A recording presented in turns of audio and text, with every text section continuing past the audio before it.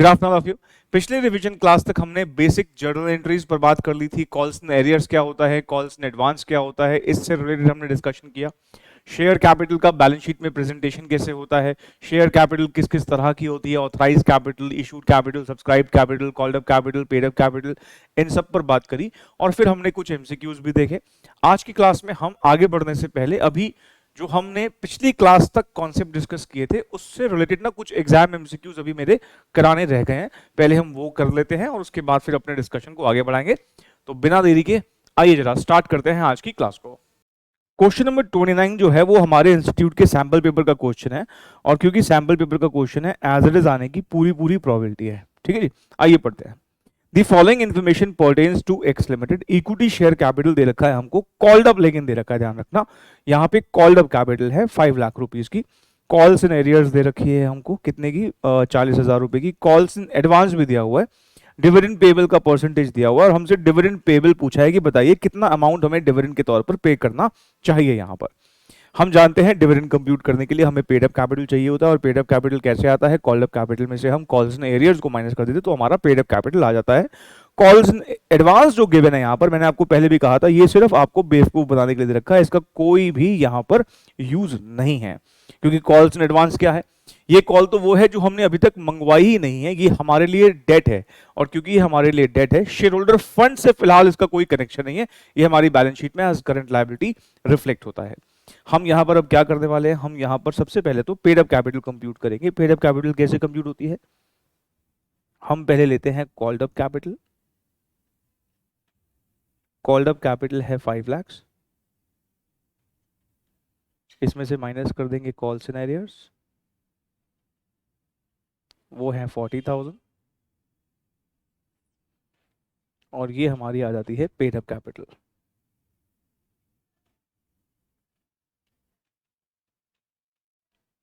₹4,60,000। इसी पर अब आप डिविडेंड निकाल दीजिए तो हमारा डिविडेंड पेबल हो जाता है 4,60,000 का 12%। जल्दी से मुझे निकाल के बताइए कितना आता है। सर 460 का 12% अगर हम निकाल देते हैं तो ये 55,200 आ रहा है। 55,200 का मतलब हो गया 20 द आंसर।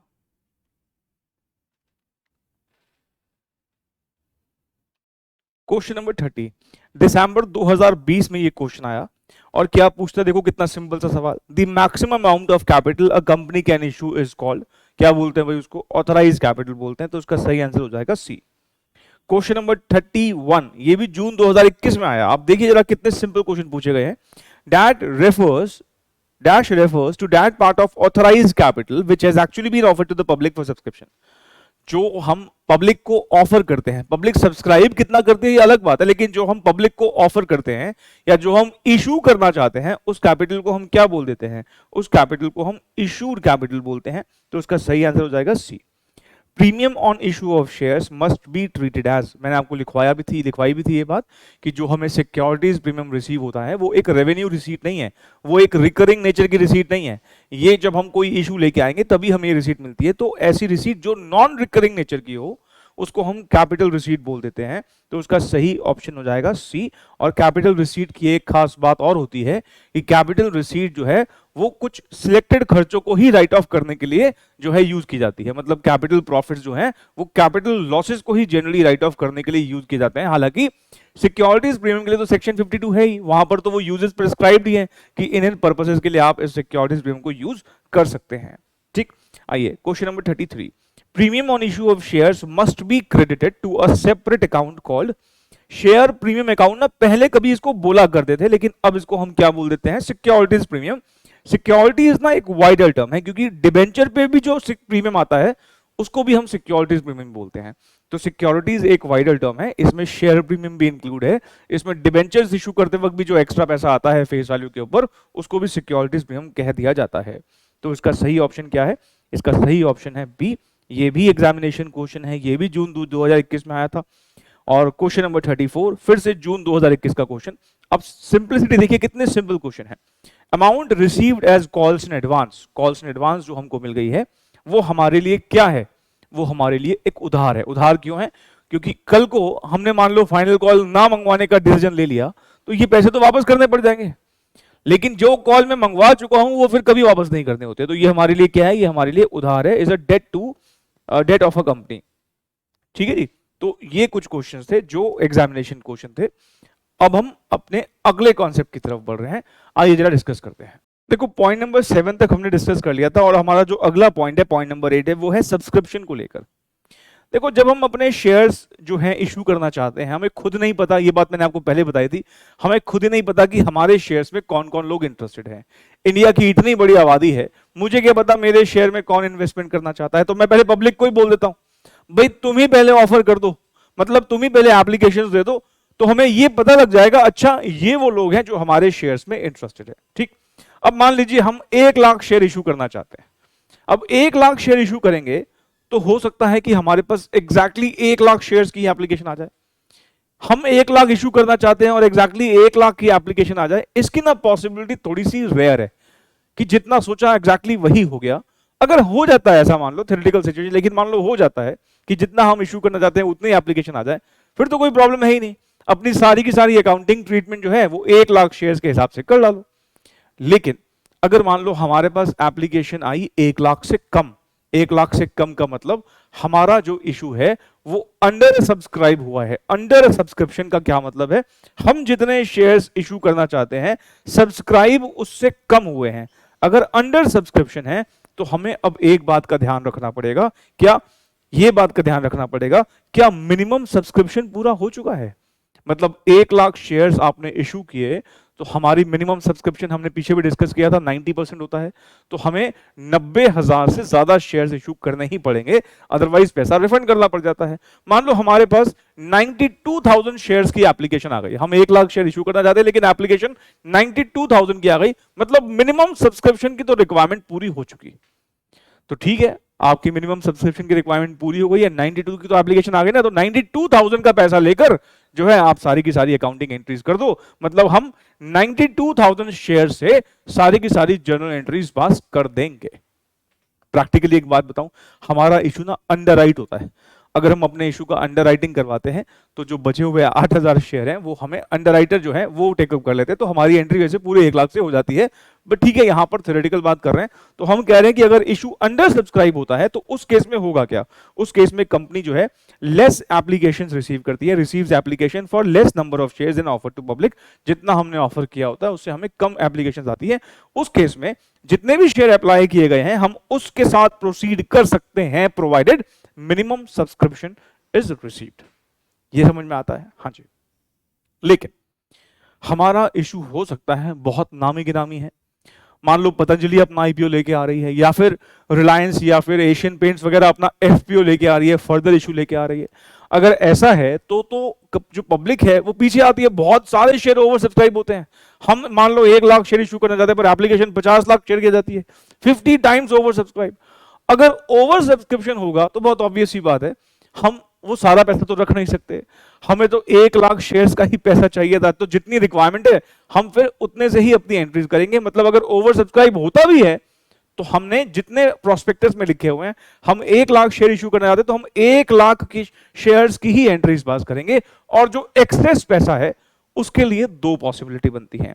तो हम पहले यहां पर ये बोलते हैं कि company receives application for more number of shares than offer to public. मतलब यहां पर सब्सक्राइब ज्यादा हो गया इशू से, जितना इशू करना चाहते हैं उससे ज्यादा सब्सक्राइब हो गया, तो इस केस में हम उतने ही शेयर्स इशू करेंगे जितने हमने प्रोस्पेक्टस में लिखवा रखे हैं। अब यहां 2 तरीके हैं, एक तो बड़ा सिंपल तरीका है, आपने 1 लाख शेयर्स मान लो जो है वो इशू करने हैं, एप्लीकेशन 2 लाख शेयर्स की आ गई, तो जो एक्सेस 1 लाख आए हैं उनको वापस कर दो पैसे, एक्सेस एप्लीकेशंस का रिजेक्शन कर दो, सिंपल सा तरीका। और दूसरा तरीका क्या है कि जो एक्स्ट्रा 1 लाख शेयर्स की एप्लीकेशन आई है उन सबको नाराज क्यों करते हो भाई, आप उनको प्रोपोर्शनेट अलॉटमेंट कर दो, और प्रोपोर्शनेट अलॉटमेंट को ही हम प्रो राटा अलॉटमेंट बोल देते हैं या फिर पार्शियल अलॉटमेंट भी बोल देते हैं। एग्जाम्पल के तौर पर भाई आपको 1 लाख शेयर इशू करने हैं और आपके पास एप्लीकेशन 2 लाख शेयर की आ गई। अब आपके पास एप्लीकेशन 2 लाख शेयर्स की है लेकिन आप दे तो 1 लाख शेयर ही सकते हो, इसका मतलब हाफ शेयर दे सकते हो। तो जिन लोगों ने 1000 शेयर अप्लाई किए हैं उनको आप 500 शेयर दे दो, मतलब उनको कुछ तो देके भेजो। 1000 शेयर अप्लाई किए, 500 शेयर अलॉट कर दो। जिन्होंने 500 शेयर अप्लाई किए हैं उनको आप 250 शेयर अलॉट कर दो। जिन्होंने 700 शेयर अप्लाई किए उनको आप 350 शेयर अलॉट कर दो।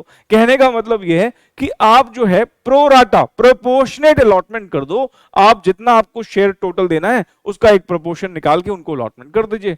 मान लीजिए हम 6 लाख शेयर इशू करना चाहते हैं एग्जाम्पल के तौर पर, लेकिन मेरे पास एप्लीकेशन 10 लाख शेयर की आ गई। अब हमारे पास एप्लीकेशन 10 लाख शेयर की है, लेकिन हम कितना इशू करना चाहते हैं? 6 लाख, मतलब हम 60% ही एक्सेप्ट कर सकते हैं।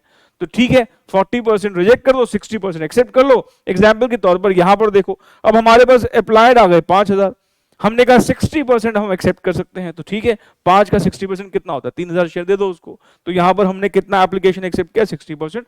तो प्रोराटा के केस में डिपेंड करता है कि कितने के बदले कितने शेयर देंगे, कि हमारे पास ओवर सब्सक्रिप्शन का क्वांटम कितना है, कि कितना इशू ओवर सब्सक्राइब हुआ है। अगर मान लो हमारा ओवर सब्सक्राइब 50 टाइम्स हो गया, हमें देने 1 लाख ही हैं, लेकिन आ गए 50 एप्लीकेशन आ गई, 50 लाख की एप्लीकेशन आ गई, तो उसका मतलब ये कि हम सिर्फ 1/50 ही दे पाएंगे जितने हमारे पास एप्लीकेशन आई है। तो एक क्राइटेरिया बिठाना पड़ेगा कि किन किन के शेयर हम जो है प्रो डाटा बेसिस पर कितने कितने शेयर जो है वो दे सकते हैं। तो अब आप एक सम अप अगर हम करते हैं, हम जब शेयर्स इशू करना चाहते हैं एग्जैक्टली उतने ही एप्लीकेशन आ जाए जितने की हमें इशू करने हैं, इसकी पॉसिबिलिटी थोड़ी रेयर है। या तो कम आएंगे तो हमें क्या ध्यान रखना है? मिनिमम सब्सक्रिप्शन पूरा हो जाना चाहिए 90% का। और अगर ज्यादा आ जाते हैं तो फिर हमारे पास फिर 2 रास्ते आते हैं। एक रास्ता है कि एक्सेस एप्लीकेशंस को आप सीधे सीधे रिफंड कर दो, और दूसरा रास्ता है कि आप प्रोपोर्शनेट तरीके से अलॉटमेंट कर दो, प्रो राटा अलॉटमेंट कर दो। और ये प्रो राटा अलॉटमेंट पर ही हमें अब कुछ एमसीक्यूज देख रहे हैं, क्योंकि एग्जामिनेशन पॉइंट ऑफ व्यू से ये भी एक इंपॉर्टेंट कॉन्सेप्ट है। तो चलिए आइए कुछ एग्जाम एमसीक्यूज देख लेते हैं। क्वेश्चन नंबर 35 जो है वो दिसंबर 2021 में आया, और देखो कितना सिंपल क्वेश्चन पूछा कि बताइए pro rata allotment of shares जो है वो हम कब करते हैं। अब पहला ऑप्शन है अंडर सब्सक्रिप्शन। भाई अंडर सब्सक्रिप्शन में तो प्रो राटा का कोई लॉजिक ही नहीं बनता। हमारे पास हम 1 लाख शेयर इशू करना चाहते हैं, एप्लीकेशन 92,000 शेयर्स की आई है, तो हमें तो सारी एप्लीकेशन एक्सेप्ट करनी पड़ेगी।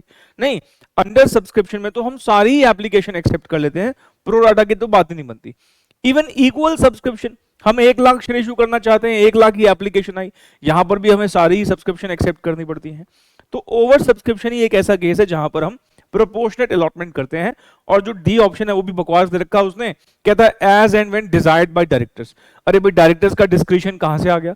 अगर मान लो हमारा अंडर सब्सक्रिप्शन होता है तो क्या डायरेक्टर्स प्रो राटा अलॉटमेंट वहां करवा सकते हैं? नहीं, अंडर सब्सक्रिप्शन में तो हमें सारे ही शेयर्स एक्सेप्ट करने पड़ेंगे ना। तो as and when desired by directors भी जो है वो एक ऑप्शन ठीक नहीं है। तो ओवर सब्सक्रिप्शन जो है वो करेक्ट आंसर है। Question number 36, a company invited applications for subscription of 5,000 shares. मतलब ये वो शेयर है जो हम अलॉट मैक्सिमम कर सकते हैं। हमें एप्लीकेशंस रिसीव हो गई हैं 10,000 शेयर्स की। जो हमारे पास एप्लीकेशंस आई हैं वो कितने की आई हैं? 10,000 शेयर्स की। इसका मतलब ओवर सब्सक्राइब हो गया, और ओवर सब्सक्रिप्शन होता है तो हमें क्या करना होता है? Pro rata allotment. तो यहां पर यही कह रहा है कि the shares were allotted on pro rata basis. अब कोई श्याम है जिसको हमने 180 शेयर अलॉट किए हैं, ध्यान रखना हमने 180 शेयर जो है उसको अलॉट किए हैं, और इसने हमसे मांगा क्या है? How many shares would be applied by him. कह रहा अगर हमने इसको 180 शेयर अलॉट किए हैं तो बताओ इसने अप्लाई कितने किए होंगे। देखो यहां पर ना अब सिंपल जो आप मैथमेटिक्स में यूनिटरी मेथड लगाते हो ना वो लग जाएगा। यूनिटरी मेथड कैसे लगता है सर? देखो यूनिटरी मेथड में क्या होता है कि जो चीज हमें निकालनी होती है उसको हम राइट हैंड साइड पे रखते हैं। जैसे यहां पर 2 चीजें हैं, एक है अप्लाइड और दूसरा है अलॉटेड। यहां पर हमें शेयर्स अप्लाइड निकालने हैं, तो हम क्या करेंगे? हम अप्लाइड को रखेंगे राइट हैंड साइड पर।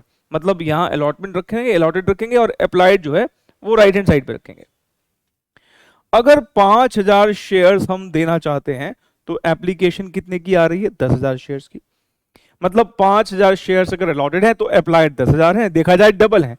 तो अगर 5,000 के लिए 10,000 अप्लाइड है तो एक के लिए कितना होगा? सर एक के लिए 2 होंगे। सिंपल सी बात है, आप करके भी देख लो। यूनिटरी मेथड क्या कहता है? पहले ना एक यूनिट के लिए निकाल लो, और उसके बाद जितने यूनिट्स के लिए चाहिए हो उससे मल्टीप्लाई कर लो। मैं आपको यह बता दूं कि एक यूनिट, एक पेन का प्राइस 100 रुपए है, तो 1 लाख का निकालना हो, 50,000 का निकालना हो, जितने मर्जी का निकालना हो, 100 से मल्टीप्लाई कर देना। अगर मैं कहूं कि 1 यूनिट का प्राइस 30 रुपए है तो 2 यूनिट का कितना होगा? 60 रुपए। 10 का कितना होगा 300 रुपए। नहीं तो आप एक यूनिट के प्राइस को जितने यूनिट्स का निकालना है मल्टीप्लाई कर देते हैं। यहां पर हमने एक अलॉटेड शेयर के लिए कितने एप्लीकेशन रिसीव किए हैं वो हम निकाल चुके हैं। दिख रहा है साफ साफ भाई, 5 अलॉट करने हैं, 10 के एप्लीकेशन आए और डबल एप्लीकेशन आए, तो एक के लिए कितने होंगे 2। आपको दिख रहा है ये 2 ही तो है ना, इज इक्वल टू के तो कितना है 2 ही है तो है ये। तो हमें कितने के लिए निकालना है, हमें 180 अलॉटेड शेयर्स के लिए निकालना है। अगर एक के लिए आपको पता है तो 180 के लिए कितना होगा भाई, 10,000 अपॉन 5,000 ये एक के लिए है, तो 180 के लिए मल्टीप्लाई कर दो 180 से।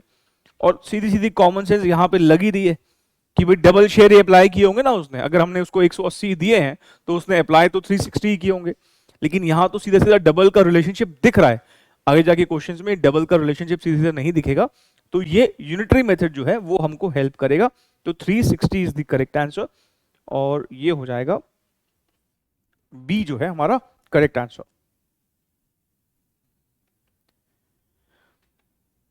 इसके बाद क्वेश्चन नंबर 37 दिसंबर 2021 में आया। अब आप देखें इसमें भी इसने क्या पूछा है, दिसंबर 2021 का क्वेश्चन है। कहता है Element Limited allotted 20,000 shares to the applicants of 28,000 shares on pro rata basis. कहता है हमारे पास एप्लीकेशन 28,000 शेयर्स की आई और हमने अलॉट कितने किए, हमने अलॉट किए 20,000 shares. The amount payable on application is ₹25 पर शेयर। कह रहा है अमाउंट जो देना है 25 रुपए पर शेयर का देना है। कोई कनिका जी हैं जिन्होंने अप्लाई किए हैं 700 शेयर्स। हमें यह निकालना है कि कनिका जी को शेयर्स अलॉट कितने किए गए हैं। मतलब ध्यान रखें इस बार हमें चाहिए क्या अलॉटेड, पिछले क्वेश्चन में क्या चाहिए था अप्लाइड, इस बार क्या चाहिए अलॉटेड। तो जो चाहिए उसको राइट हैंड साइड पे रखेंगे। तो हम यहां पर क्या कहेंगे, हम कहेंगे अच्छा जी इस बार अलॉटेड निकालने हैं तो अप्लाइड रखो लेफ्ट हैंड साइड पे, जो निकालना है उसको राइट हैंड साइड पे रखो। अप्लाइड ध्यान रखना हमेशा ज्यादा होंगे अगर ओवर सब्सक्रिप्शन का केस होगा तो। 28,000 की एप्लीकेशन है, हमें देने कितने शेयर्स हैं 20,000। अगर 28,000 के लिए हम 20,000 दे रहे हैं तो एक के लिए कितना दे रहे होंगे 20/28। नहीं एक के लिए कितना दे रहे होंगे 20/28। अब आपके पास एक शेयर का अलॉटेड आ गया, 28,000 के लिए अलॉटेड कितने हैं 20,000, एक के लिए कितना है 20/28। अब जितने के लिए निकालना है वो आप उससे मल्टीप्लाई कर दीजिए। इसके पास कनिका जी ने कितने शेयर्स अप्लाई किए हैं 700, तो 700 के लिए हमने कितने अलॉट किए होंगे 20,000/28,000 एक के लिए है, तो 700 के लिए हमने कितने किए होंगे मल्टीप्लाई करके डिवाइड, इसको एक वाले जो एक का है उससे मल्टीप्लाई कर दो। 20/28 20/28 इंटू 700 ये आता है 500 शेयर्स। अब ये एग्जामिनेशन क्वेश्चन है, ए इज द आंसर। एक स्टूडेंट ने कहा कि सर ये वाली इंफॉर्मेशन तो यूज ही नहीं हुई कि अमाउंट ऑफ एप्लीकेशन जो है वो 25 रुपए पर शेयर है।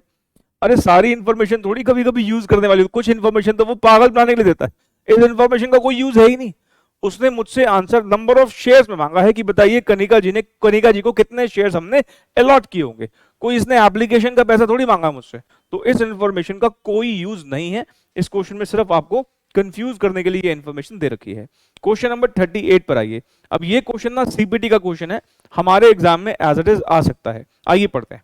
जी limited allotted 10,000 shares to the applicants of 14,000 shares on a pro rata basis. Allotted 10,000 है, applied 14,000 है। The amount payable on application is ₹2 per share. कह रहा जो अलॉटमेंट एप्लीकेशन पर पैसा आना है वो ₹2 पर शेयर के हिसाब से आना है। कह रहा कोई पी एक शेयर होल्डर है जिसको हमने 300 शेयर अलॉट किए हैं, 300 शेयर अलॉट किए हैं, इसने हमसे नंबर ऑफ शेयर्स अप्लाइड मांगे हैं। तो आपको क्या चाहिए इस बार अप्लाइड निकालना है, तो जो चीज निकालनी होती है उसको कहां रखते हैं राइट हैंड साइड पर। तो हम यहां पर इस बार रखेंगे अलॉटेड, लेफ्ट हैंड साइड पर अलॉटेड, क्योंकि इस बार अप्लाइड निकालने हैं तो अप्लाइड रखेंगे यहां पर। 10,000 अलॉटेड है तो अप्लाइड है 14,000। एक के लिए कितना होगा 14/10। देखा जाए तो 1.4 टाइम्स जो है वो हमारे पास ओवर सब्सक्रिप्शन आया, 1.4 टाइम्स। एक के लिए कितना दे रहे हैं 1.4। आपको अगर एक के लिए पता है तो 300 के लिए निकाल लीजिए ना, क्या प्रॉब्लम है। 14/10 जो है वो एक के लिए है, तो 300 के लिए निकाल लीजिए आप। बताइए कितना आ रहा भाई। सर ये आ गया 420 शेयर्स। 420 शेयर्स का मतलब हो गया ए इज द आंसर।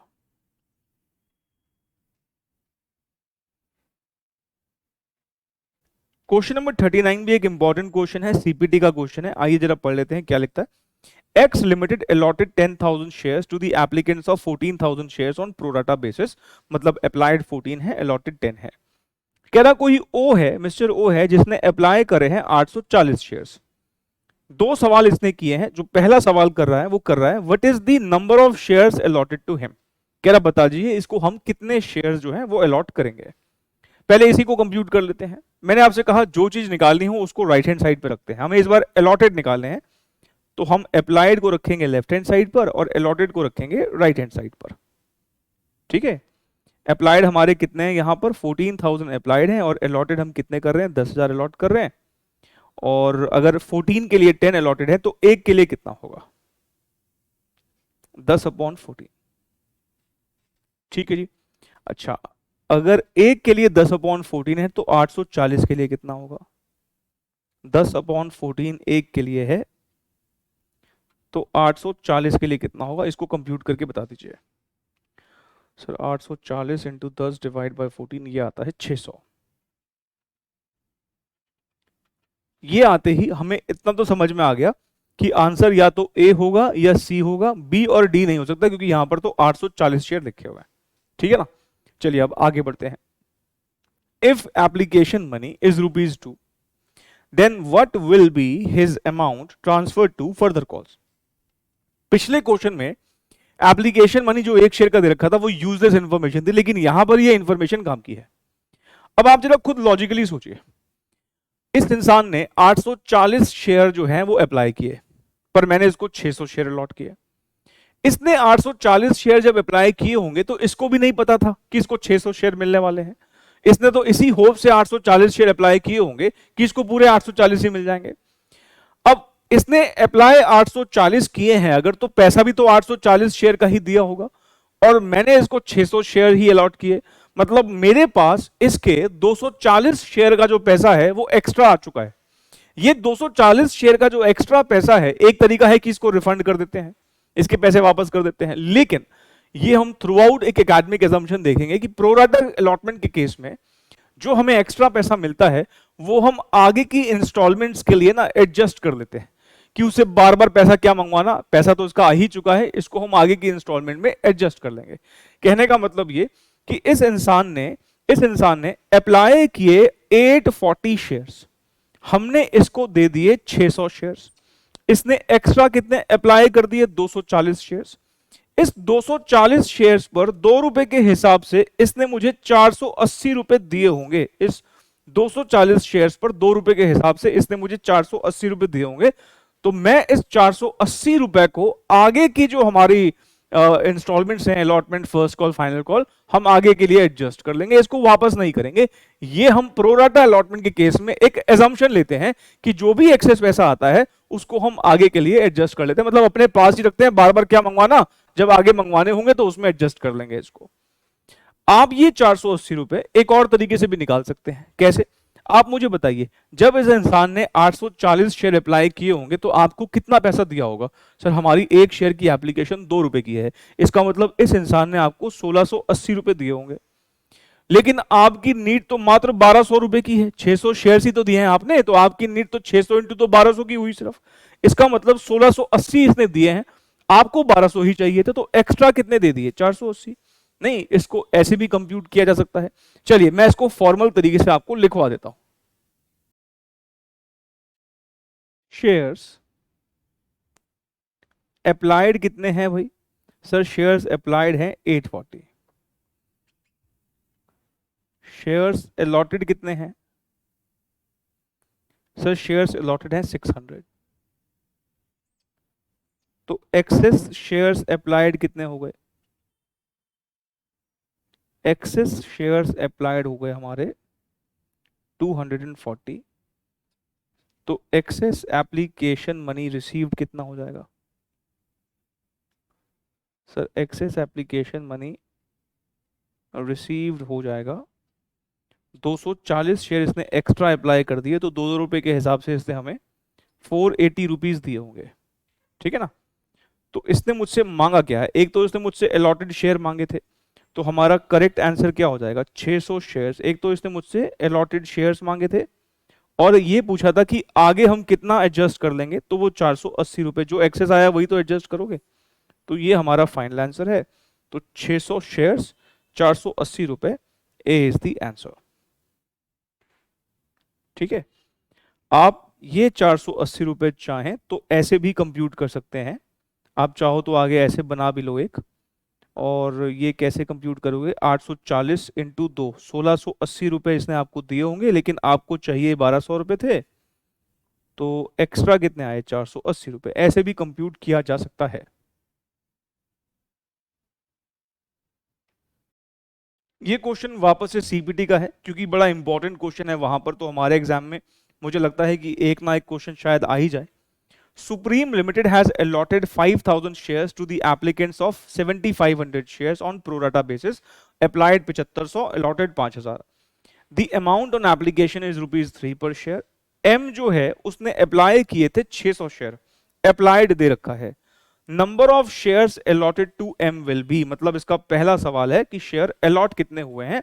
तो इस बार भी अलॉटेड निकालने हैं, तो अलॉटेड को रखेंगे राइट हैंड साइड पर, एक तरफ अप्लाइड रखेंगे, एक तरफ अलॉटेड रखेंगे। अप्लाइड हमारे हैं यहां पर कितने 7500 और अलॉटेड हमारे हैं 5000। 7500 के लिए 5000 अलॉटेड है, तो एक के लिए कितना होगा 5/7500। एक के लिए निकल जाए तो जितने के लिए आपको कंप्यूट करना है, इस बार हमें 600 अप्लाइड के लिए कंप्यूट करना है, क्योंकि एम ने 600 शेयर अप्लाई कर रखे हैं। एक के लिए 5000/7500 है, तो 600 के लिए कितना होगा, बता दीजिए कितना होगा भाई। 5000 इंटू 600 डिवाइड बाय 7500, ये आता है 400 शेयर्स। पता है आगे की हमें कोई कार्रवाई करने की जरूरत है ही नहीं, क्योंकि 400 शेयर सिर्फ एक ही ऑप्शन में है। इसका मतलब इसका सही आंसर हमें पता है सी ही होगा, लेकिन स्टिल हम फिर भी पूरा निकालेंगे। अब इसने आपसे पूछा है कि बताइए amount carried forward for adjustment against allotment money from M will be, मतलब आगे की जो किस्तें हैं उसके लिए हम कितना एडजस्ट करेंगे, जितना इसने एक्स्ट्रा पैसा दिया होगा वही तो एडजस्ट करेंगे। इस इंसान को हमने 400 शेयर दिए हैं, इसने अप्लाई 600 शेयर किए थे, 600 शेयर अप्लाई किए थे, हमने इसको 400 शेयर दिए हैं, इसने 200 शेयर एक्स्ट्रा अप्लाई किए हैं। हर एक शेयर पर 3 रुपए की एप्लीकेशन आई है, इसका मतलब 200 इंटू 3 कितना होता है 600 रुपए, और हमें दिख भी रहा है सी में जो है 600 ही है। वैसे देखा जाए तो हमें अब आगे कंप्यूट करने की जरूरत नहीं है, पर हमारा क्रॉस कंफर्म हो जाता है, तो इसलिए हम कैलकुलेट तो करेंगे ही। अभी तो फिलहाल हम प्रैक्टिस करें ना, तो हम तो कंप्यूट करेंगे ही। तो हमारा हम कहेंगे शेयर्स जो अप्लाइड है वो है 600 शेयर्स, शेयर्स अलॉटेड जो है वो है 400 शेयर्स, तो access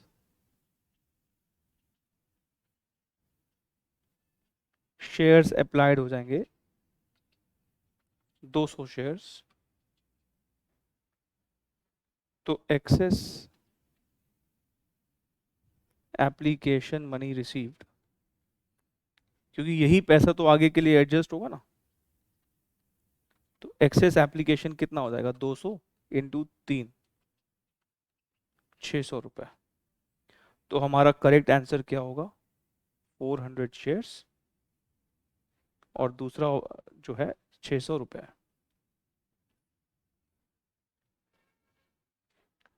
C is the answer.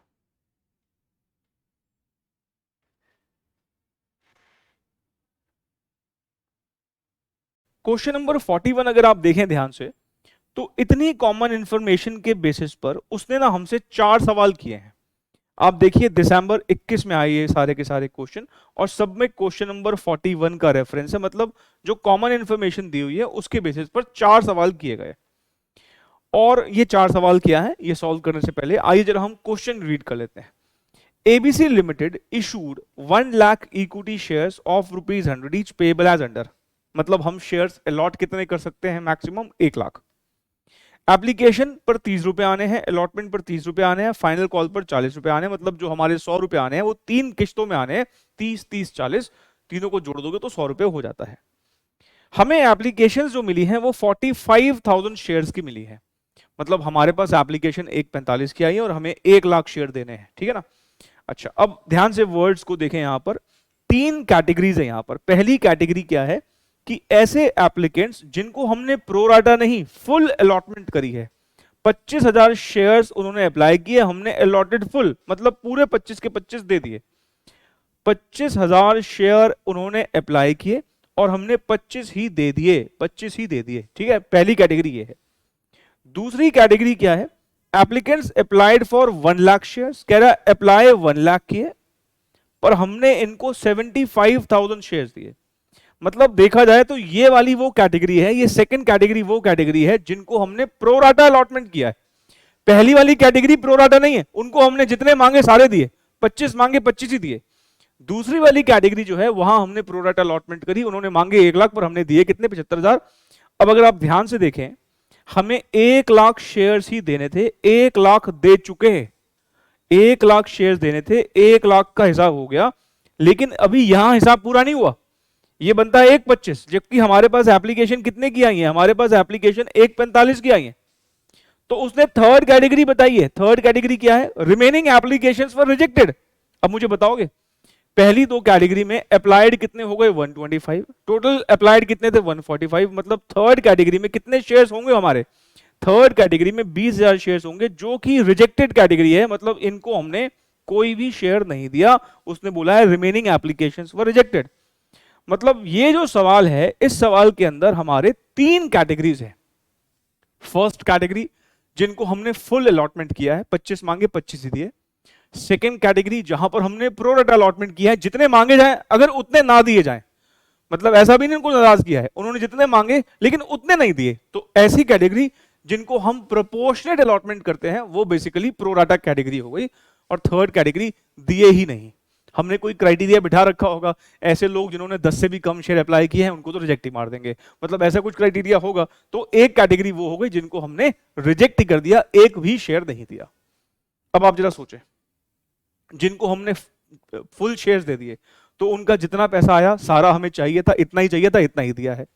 दूसरी जो प्रोराटा कैटेगरी है, उन्होंने हमें एप्लीकेशन मनी 1 लाख शेयर्स का दिया होगा, लेकिन हमने उनको क्योंकि 75,000 शेयर दिए हैं, तो 25,000 शेयर जो उन्होंने एक्स्ट्रा अप्लाई किए हैं उसका पैसा हम रख लेंगे, उनको वापस नहीं करेंगे, हम आगे की कॉल्स में एडजस्ट करते हैं। मैं फिर से बोलता हूं, जिनको हम प्रोराटा अलॉटमेंट करते हैं उन्होंने हमें एक्स्ट्रा पैसा दिया होगा, उनके एक्स्ट्रा पैसे को हम चाहे तो रिफंड कर सकते हैं, पर एकेडमिकली एजम्पशन क्या चलता है, जिस कैटेगरी में प्रोराटा अलॉटमेंट किया गया है उसमें जो एक्स्ट्रा पैसे आए हैं, क्योंकि जैसे यहां देख रहे हो 1 लाख उन्होंने अप्लाई की, हमने 75 दिए, जो 25,000 शेयर पर एक्स्ट्रा पैसा आया है वो हम उनको वापस ना करके आगे की कॉल्स के लिए एडजस्ट कर लेते हैं, आगे की किस्तों के लिए एडजस्ट कर देते हैं।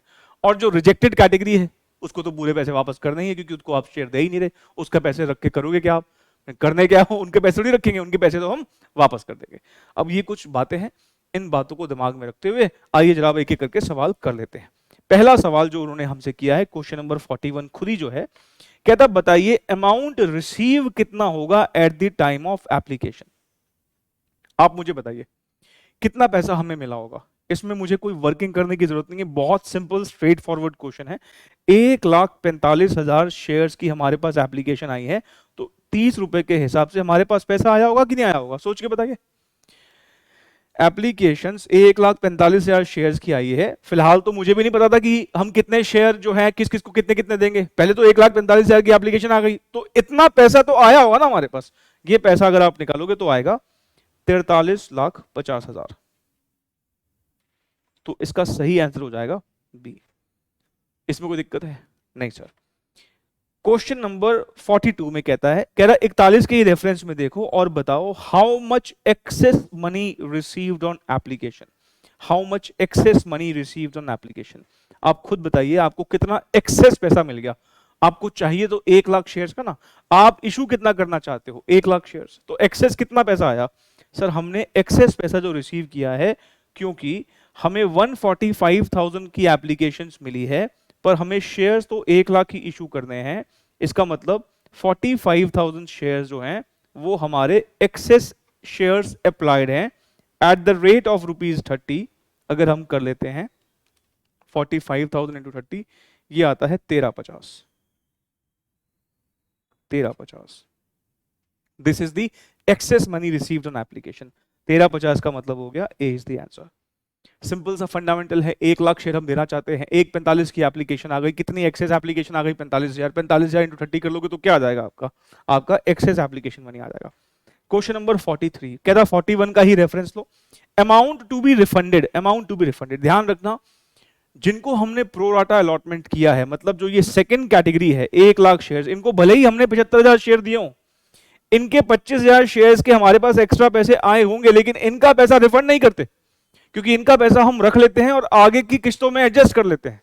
रिफंड किसका करते हैं, रिजेक्टेड कैटेगरी का, और रिजेक्टेड कैटेगरी के शेयर्स कितने हैं 20,000, तो रिफंड 20,000 शेयर्स पर करेंगे। तो 20,000 शेयर्स का रिफंड अगर हम करते हैं, 30 रुपए के हिसाब से इन्होंने हमें पैसे दे रखे हैं, 20 या इंटू 30 कितना होता है, 6 लाख होता है, 6 लाख रुपए हम रिफंड कर देंगे।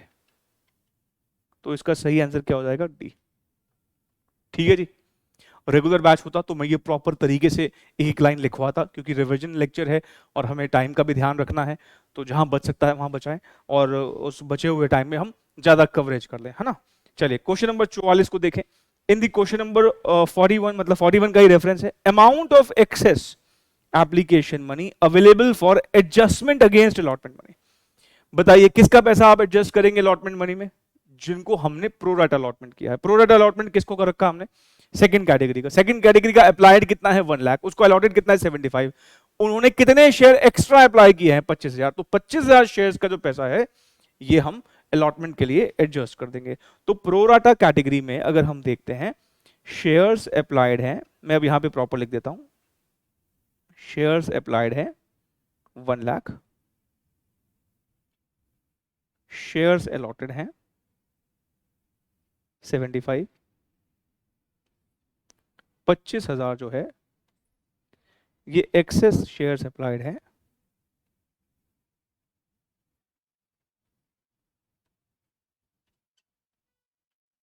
तो एक्सेस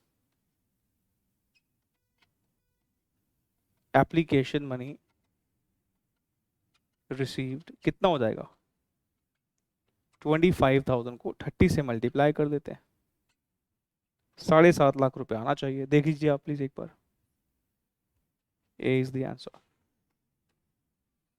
देखो बस एक बात का ध्यान रखना, जो एकेडमिकली एजम्पशन चलती है वो क्या, अगर हमें कुछ मल्टीपल कैटेगरीज दे रखी हूं, एक ऐसी कैटेगरी जिसको हमने फुल अलॉटमेंट किया है तो उसमें तो कोई दिक्कत है ही नहीं, जितना पैसा चाहिए था उतना ही आया है।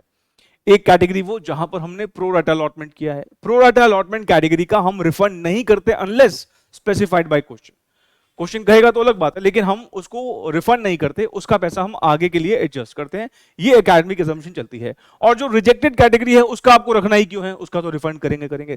तो जब भी वो रिफंड बोलेगा, रिफंड हमेशा इंप्लाइड है कि रिजेक्टेड कैटेगरी की बात कर रहा है, और जब भी एडजस्टमेंट की बात करेगा तो बेसिकली वो प्रोराटा अलॉटमेंट वाली जो कैटेगरी है उसकी बात कर रहा है। दिसंबर 2021 का बहुत ही प्यारा क्वेश्चन है ये भी, आइए जरा पढ़ते हैं। ABC Limited issued 10,000 equity shares of ₹100 each at par payable as under. पहले तो ये ध्यान रखिए हमें शेयर्स अलॉट कितने करने हैं, मैक्सिमम 10,000, और हमें 3 किस्तों में पैसा रिसीव होगा। एप्लीकेशन के 30 रुपए आएंगे, अलॉटमेंट के 20 रुपए आएंगे, और फर्स्ट एंड फाइनल कॉल के 50 आएंगे। 30, 20, 50 कितना हो जाएगा, 100 रुपए हो जाएंगे पूरे। हमें जो एप्लीकेशंस रिसीव हुई हैं वो 30,000 शेयर्स की रिसीव हुई हैं। ध्यान रखिए 30,000 शेयर्स की एप्लीकेशन रिसीव है, हम 10,000 शेयर्स ही दे सकते हैं। अब यहां उसने ना पहले तो आपको सीधे सीधे पहली कैटेगरी के बारे में बता दिया कि applications for 5,000 shares were rejected. मतलब ये हुआ कि हम 5,000 शेयर्स जो हैं उनको तो कुछ भी नहीं दे रहे हैं, ये अप्लाइड हो गया और ये अलॉटेड हो गया। पहली कैटेगरी जो है वो यहां पर रिजेक्टेड कैटेगरी है, जैसे पिछले क्वेश्चन में 3 कैटेगरीज थी, यहां पर 2 कैटेगरी है। और दूसरी कैटेगरी में जिसको हम प्रो राटा अलॉटमेंट कर रहे हैं वो हमने करी है to the applicants of 25,000 shares. आप खुद सोचें, हमें टोटल एप्लीकेशन 30,000 शेयर्स की मिली है, 5,000 को तो हमने सीधे सीधे मना ही कर दिया, तो बचे कितने, 25,000 शेयर्स। ये जो 25,000 शेयर्स हैं इनको हमने प्रो राटा अलॉटमेंट करी है। कितनी अलॉटमेंट करी होगी, जितने आपको शेयर्स देने हैं। शेयर्स कितने देने हैं, 10,000, तो इनको 10,000 शेयर्स दिए होंगे, ये हिसाब है। टोटल एप्लीकेशन कितनी आई, 30,000, हमें शेयर्स कितने देने हैं, 10,000। 2 कैटेगरीज हैं, एक रिजेक्टेड कैटेगरी है, इसका पैसा आप जानते हो हम सीधे सीधे रिफंड करते हैं, इसका पैसा हम नहीं रखते क्योंकि इनको शेयर्स ही नहीं दिए। और जो प्रो राटा वाली कैटेगरी होती है, इसका पैसा हम रिफंड नहीं करते, इसका पैसा हम एडजस्ट करते हैं, आगे के जो इंस्टॉलमेंट्स है उनके लिए एडजस्ट करते हैं। यहां तक बात आपको समझ में आती है? अब उसकी रिक्वायरमेंट क्या है? उसने ये खुद भी बोल दिया है कि excess application money is adjusted towards amount due on allotment and calls. ये जो एडजस्टमेंट की बात कर रहा है, ये ऑफ कोर्स उन्हीं की बात कर रहा होगा ना जिनको शेयर दिए हैं, मतलब प्रोराटा वाली कैटेगरी की बात कर रहा होगा। रिजेक्टेड कैटेगरी की ये लाइन लिखी कैसे सकता है? क्योंकि रिजेक्टेड कैटेगरी का तो पैसा हमने वापस ही करना है, क्योंकि उनको हमने कोई शेयर दिए ही नहीं है। इसने हमसे पूछा क्या है, कहता बताइए how much amount will be received in cash on first call. अब आप जरा ध्यान से सोचें, वैसे हमारी जो फर्स्ट कॉल का पैसा ड्यू है वो कितना है? सर हम 10,000 शेयर इशू कर रहे हैं, 10,000 शेयर इशू कर रहे हैं, हर एक शेयर पर 50 रुपए की फर्स्ट कॉल आनी है। इसका मतलब देखा जाए तो हमें फर्स्ट कॉल के टोटल 5 लाख रुपए आने चाहिए। This is the due amount of first call. लेकिन 5 लाख पूरे तो कैसे आ सकते हैं? क्योंकि हमें कुछ लोगों ने पहले ही एक्स्ट्रा पैसा दे दिया है, और उनका एक्स्ट्रा पैसा अगर फर्स्ट कॉल तक एडजस्ट होगा तो वो घटा के देंगे पैसा। अब जैसे कि मैं यहां पर फिलहाल के लिए, अब 2 मिनट के लिए फोकस करें यहां पर, प्रो राटा कैटेगरी पर फोकस करें, क्योंकि रिजेक्टेड कैटेगरी का तो पैसा वापस कर दिया होगा। प्रो राटा कैटेगरी के कितने पैसा एक्स्ट्रा आए हैं? सर इन्होंने 15,000 शेयर्स एक्स्ट्रा अप्लाई किए हैं। 15,000 शेयर्स पर 30 रुपए के हिसाब से हमें 4.5 लाख रुपए मिले होंगे। अब ध्यान से प्लीज देखिएगा, मैं जो यहां पर कर रहा हूं, आप प्लीज पेन छोड़ के सामने फोकस करेंगे। Excess application money, sir excess application money जो होता है, हमें 25,000 शेयर्स अप्लाई किए गए, हमने इनको 10,000 शेयर्स ही दिए हैं। 15,000 शेयर्स पर 30 रुपए के हिसाब से हमें 4.5 लाख रुपए मिले होंगे। पहले इस पर देखिए, कोई दिक्कत है आपको? नहीं सर, इसमें दिक्कत क्या हो सकती है? ये क्लियर है? मतलब हमें 10,000 शेयर देने हैं, पर सामने वाले ने अप्लाई 25 किए, उसके 15,000 शेयर्स के जो एक्स्ट्रा पैसे, हमने कहा भाई तेरी अमानत है, तू आगे की किस्तें काट लियो, कोई दिक्कत नहीं है। अब जरा सोचें, 4.5 लाख रुपए एक्स्ट्रा आ चुके हैं। इस 4.5 लाख रुपए को मैं अलॉटमेंट का पैसा मानूंगा। अलॉटमेंट का पैसा भी अगर एडजस्ट हो जाएगा तो बाकी का पैसा मैं फर्स्ट कॉल का मान लूंगा। अब आप मुझे ये बताइए, एडजस्टमेंट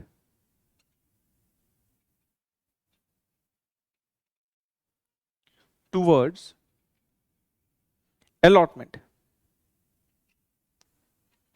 मुझे ये बताइए अलॉटमेंट कितना ड्यू है? सर 10,000 शेयर्स हैं, एक शेयर की अलॉटमेंट 20 रुपए है। 10,000 शेयर्स हैं, एक शेयर का अलॉटमेंट 20 रुपए है, तो ये कितना हो गया? 2 लाख रुपए। मतलब हम अलॉटमेंट ड्यू तो करेंगे पर हमें कुछ मिलेगा नहीं, क्यों? क्योंकि पहले ही मिल चुका।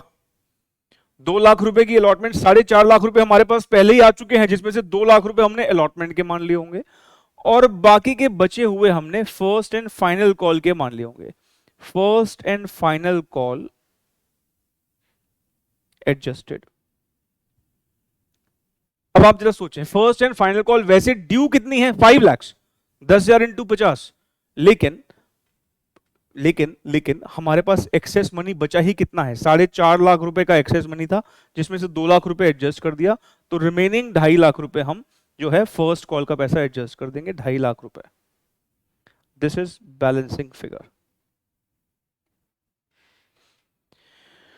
देखो सिंपल सा फंडामेंटल समझो, यहां पर हमारे यहां पर 10,000 शेयर्स हमको इशू करते हैं, ठीक है?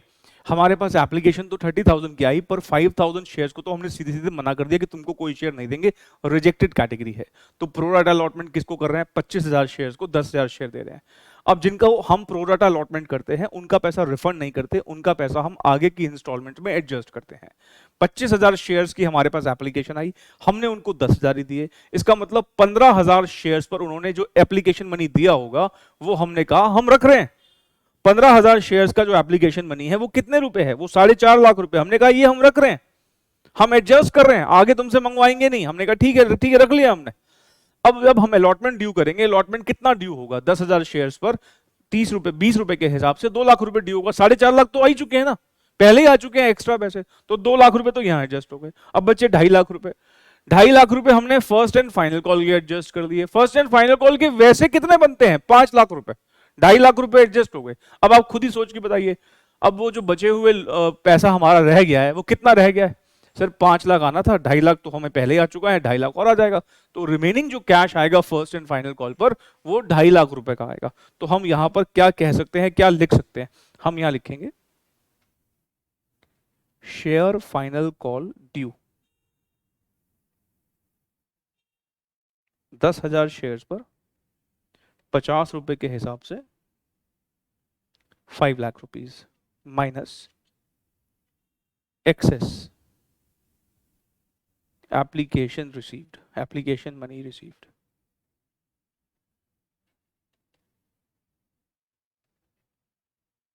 ₹2.5 lakh cash received on final call।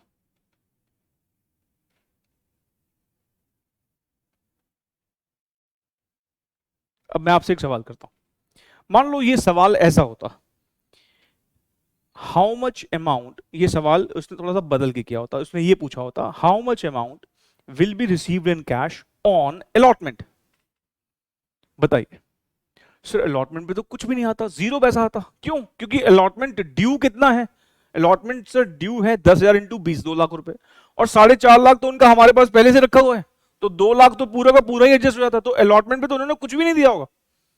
और जो बचे हुए 2.5 लाख है वो फर्स्ट कॉल में एडजस्ट हो गए, फर्स्ट कॉल के टोटल कितने रुपए आने हैं, 5 लाख रुपए, 5 में 2.5 एडजस्ट हो गए तो बचे हुए 2.5 दे देंगे वो। तो इसका सही आंसर क्या होगा, क्योंकि यहां पे पूछा है फर्स्ट कॉल पे कितना एडजस्ट हुआ है, इसका करेक्ट आंसर है डी। एक अच्छा क्वेश्चन था।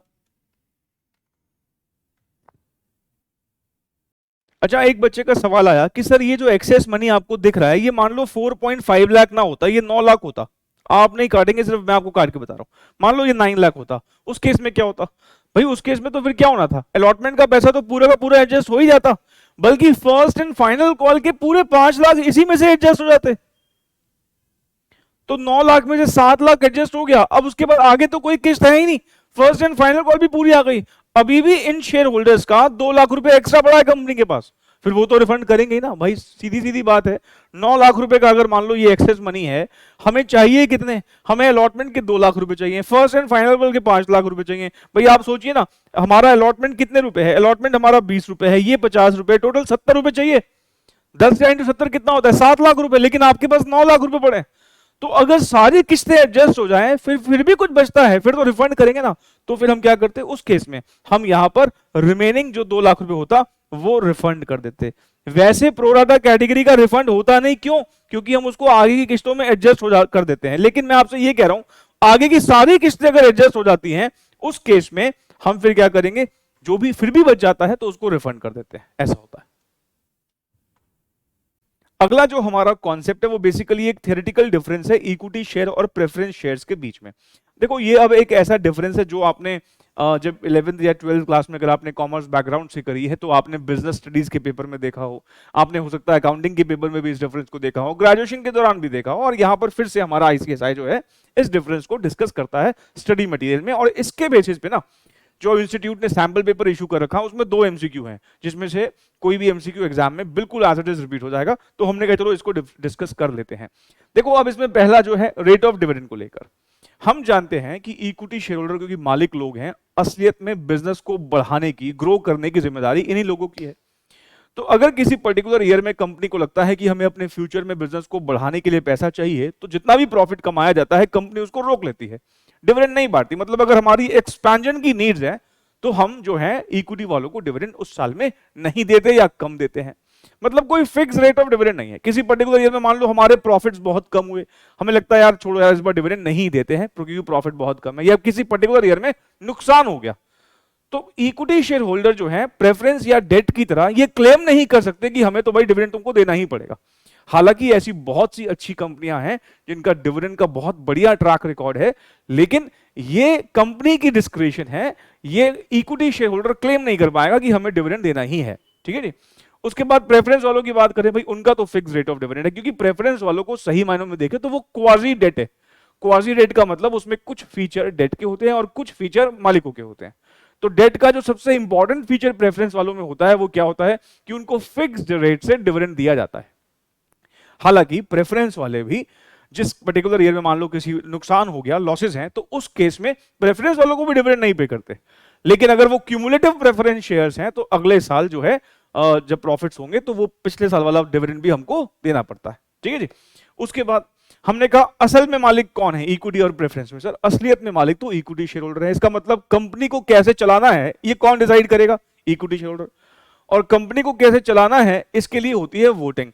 तो वोट करने का अधिकार किसको है? इक्विटी वालों को। और जब बात होती है प्रेफरेंस की, उनको वोट करने का अधिकार नहीं है, मतलब डिसीजन मेकिंग पावर नहीं है उनके पास। उसके बाद बात आती है रिडेम्पशन की। पैसा लिया है तो पैसा वापस भी तो करने का सोचना पड़ेगा। हम उधार लेते हैं, बैंक से लोन लेते हैं तो एक टेन्योर के लिए लेते हैं, 5 साल 10 साल 15 साल 20 साल। लेकिन इक्विटी शेयर होल्डर्स का इतना बड़ा दिल है, कहते हैं भाई पैसा रखो और कभी मत देना मतलब कभी पैसे वापस ही नहीं करने होते। एक एक्सेप्शन जरूर है, बायबैक। मतलब ये कि इक्विटी शेयर होल्डर जब पैसा देते हैं तो कंपनी को बोलते हैं कि हमें वाइंडिंग अप के टाइम पर, लिक्विडेशन के टाइम पर पैसा वापस करना, उससे पहले देने की जरूरत नहीं है। हालांकि अगर तुम बायबैक बीच में करना चाहो तो वो एक एक्सेप्शन है। सर अगर किसी शेयर होल्डर को मान लो एग्जिट रूट चाहिए, बाहर निकलना है, तो क्या कंपनी के बंद होने का वेट करेगा? नहीं। तभी सरकार ने स्टॉक मार्केट खड़ी कर रखी है। नहीं, स्टॉक मार्केट में क्या होता है? सेकेंडरी मार्केट है, वहां पर बाइंग सेलिंग होती है। किसी को अगर शेयर से निकलना है तो वो किसी और को बेच के निकल जाएगा, क्या प्रॉब्लम है? लेकिन जब हम प्रेफरेंस वालों की बात करते हैं तो वो रिडीमेबल होते हैं। पहले कभी होते थे, कभी एक जमाना होता था जब इनरिडीमेबल प्रेफरेंस शेयर भी इशू होते थे, लेकिन आज नहीं होते। आज प्रेफरेंस शेयर्स रिडीमेबल ही होते हैं। 20 साल का रिडेम्पशन पीरियड होता है, जो कि हम redemption of preference shares topic में देखते भी हैं। कुछ एक्सेप्शंस हैं, जैसे कि इंफ्रास्ट्रक्चर कंपनीज के लिए 30 साल का भी रिडेम्पशन पीरियड होता है। उसके बाद आती है रिफंड ऑफ कैपिटल। अब रिफंड ऑफ कैपिटल की जो यहां बात हो रही है वो वाइंडिंग अप के टाइम पर, मान लो कोई कंपनी बंद होने जा रही है। अगर कंपनी बंद होगी तो प्रेफरेंस और इक्विटी में पहले बताइए किसको पेमेंट होना चाहिए? सर प्रेफरेंस वालों के तो नाम में ही प्रेफरेंस है नहीं, उनका प्रेफरेंस नाम क्यों है? क्योंकि उनको प्रेफरेंस मिलती है किससे पहले? इक्विटी वालों से पहले।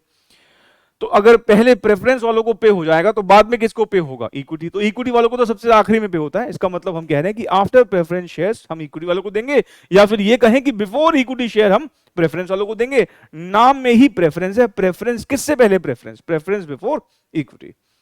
तो ये 4 डिफरेंस आप ध्यान रखिएगा। पहला, fix rate of dividend preference वालों को मिलता है, इक्विटी वालों को कोई फिक्स रेट ऑफ डिविडेंड नहीं मिलता। वोटिंग का अधिकार जो है इक्विटी वालों के पास है, प्रेफरेंस वालों के पास नहीं है।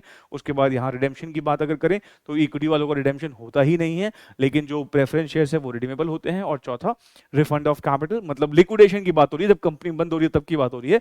इक्विटी वालों को सबसे आखिरी में पेमेंट होता है और प्रेफरेंस वालों को प्रेफरेंस मिलती है किससे पहले? इक्विटी से पहले। आइए जरा देख लेते हैं सैंपल पेपर में कौन से एमसीक्यू हैं।